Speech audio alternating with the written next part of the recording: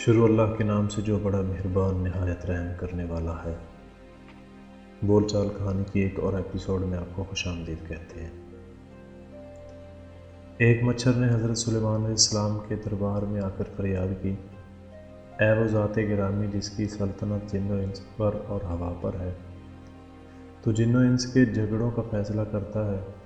ہوا میں اڑنے والے پرندے اور دریا میں تیرنے والی مچھلیاں سب تیرے انصاف کی تعریف کرتی ہیں۔ اب ہماری مشکل بھی آسان کر، ہم بہت تکلیف میں ہیں، صرف ہماری جنس ہی انسان سے محروم چلی آ رہی ہے۔ حضرت سلیمان علیہ السلام نے مچھر کی یہ درد بھری فریاد سن کر کہا، اے انصاف ڈھونڈنے والے، تو کس سے اپنا انصاف چاہتا ہے؟ وہ کون ظالم ہے جس نے از راہ غرور تجھے ستایا؟ مچھر نے عرض کیا، اے سلیمان علیہ السلام، ہم ہوا کے ہاتھوں بڑی مصیبت میں ہیں، وہ دونوں ہاتھوں سے ہم پر ظلم کرنے والی ہے۔ حضرت سلیمان علیہ السلام نے فرمایا، اے مچھر، مجھے خدا نے حکم دیا ہے کہ کوئی فیصلہ اس وقت نہ کرو جب تک دونوں فریق حاضر نہ ہو۔ اس کے بعد آپ نے ہوا کو حکم دیا، جلد حاضر ہو، مچھر نے تیرے خلاف ہماری عدالت میں دعویٰ دائر کیا ہے، اپنے مدعی کے برابر اور اپنی صفائی میں جو کچھ کہنا ہے کہو۔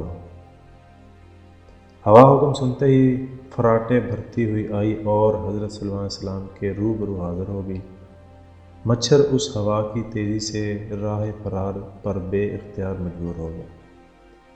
مچھر کا دم گھٹنے لگا، اس نے ٹھہرنے کی تاب ہی کہاں تھی، وہ فوراً بھاگ نکلا۔